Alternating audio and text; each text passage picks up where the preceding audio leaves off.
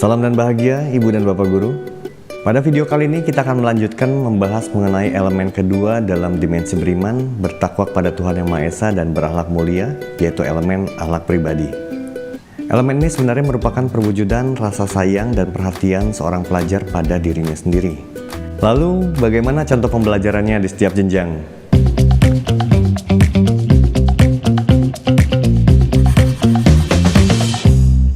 Elemen akhlak pribadi terdiri dari dua subelemen utama, yaitu integritas dan merawat diri secara fisik, mental, dan spiritual. Sekarang, mari kita coba renungkan sejenak pembelajaran selama ini di kelas untuk subelemen integritas.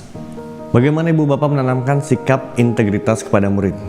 Bagaimana sikap Ibu Bapak jika ada murid yang berbuat salah, namun ia tidak berani mengakuinya? Apakah kita sudah memiliki dan menunjukkan sikap integritas selama ini? Integritas merupakan perwujudan rasa sayang, peduli, hormat, dan menghargai diri sendiri. Pelajar yang memiliki integritas menampilkan tindakan yang konsisten dengan apa yang dipikirkan dan dikatakan. Sikap jujur, adil, rendah hati ditunjukkan bukan karena pengaruh orang lain, namun karena menjaga kehormatan dirinya. Dengan begitu, ia akan konsisten mempertahankan integritasnya dalam konteks apapun. Selain itu, ia selalu berupaya meluangkan waktu untuk introspeksi diri agar menjadi pribadi yang lebih baik setiap harinya. Integritas terwujud dari pembiasaan, bukan hanya sekedar materi yang diajarkan dalam kelas. Lalu, seperti apa alur perkembangan sikap integritas pada setiap jenjang? Jenjang PAUD adalah tahap awal dalam memulai penerapan integritas ini. Murid mulai dibiasakan bersikap jujur dan berani menyampaikan kebenaran atau fakta. Kebiasaan ini kemudian dikuatkan pada jenjang SD. Murid mulai bisa merasakan pentingnya kebiasaan tersebut dan juga memahami konsekuensi positif dari kebiasaan tersebut untuk dirinya sendiri. Pada jenjang SMP, kebiasaan ini kembali dikuatkan agar tertanam dengan konsisten pada murid.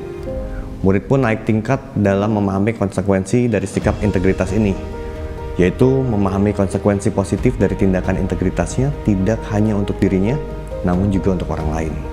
Pada jenjang SMA, murid sudah memahami sekaligus menjadikan aturan agama, sosial, dan nilai-nilai kemanusiaan sebagai bahan integral dirinya, sehingga ia bisa menerapkannya secara bijak dan kontekstual. Dalam pembelajaran subelemen ini wajib diterapkan pada seluruh mata pelajaran, proyek maupun ekstrakurikuler. Karena ini adalah bentuk sikap sehari-hari murid dalam interaksi apapun. Pada topik disiplin positif, Ibu dan Bapak Guru belajar tentang restitusi dan keyakinan kelas. Disiplin positif adalah salah satu contoh penerapan subelemen ini. Ibu dan Bapak Guru bisa menjadikan integritas sebagai sebuah keyakinan bersama di kelas yang disepakati murid dan guru. Jika murid melanggar keyakinan ini, ajaklah untuk introspeksi.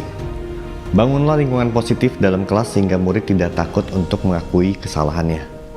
Dengan begitu, subelemen ini akan menjadi konsisten, menjadi keyakinan dalam diri murid. Ibu dan Bapak Guru, sekarang mari kita bahas subelemen kedua, yaitu tentang merawat diri secara fisik, mental, dan spiritual. Sebelumnya, mari kita renungkan dulu pembelajaran yang telah kita lakukan untuk subelemen ini. Apakah selama ini kita sudah mengajarkan murid untuk merawat diri dengan seimbang dari segi fisik, mental, dan spiritual?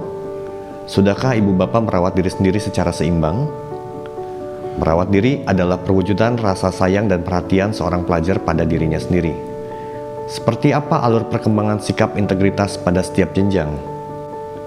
Sama seperti sebelumnya, jenjang PAUD adalah fase dimulainya kebiasaan sebagai fondasi. Murid PAUD dibiasakan untuk membersihkan, merawat tubuh, serta menjaga kesehatan dan keselamatan diri dalam semua aktivitas kesehariannya.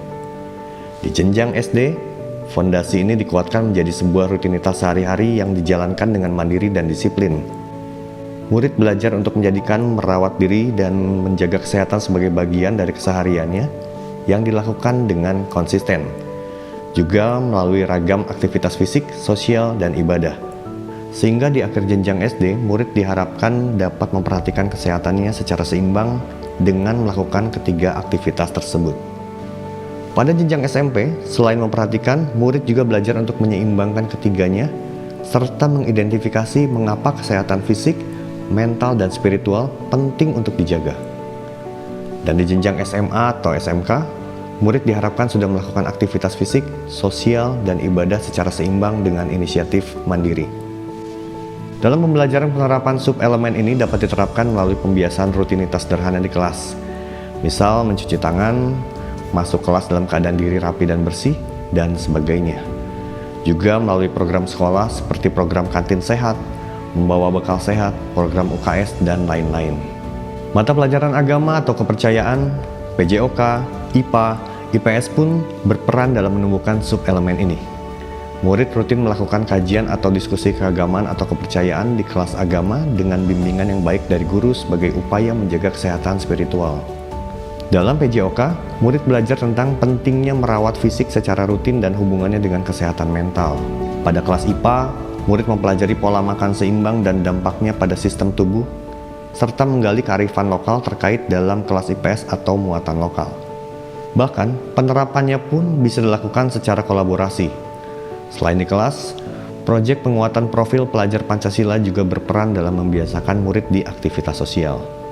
Jadi, ada banyak strategi pembelajaran yang bisa dilakukan satuan pendidik dan guru untuk menumbuhkan sub-elemen ini.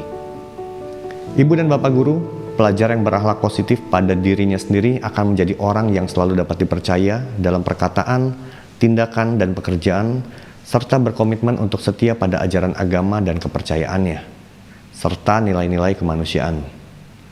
Tumbuhnya elemen ini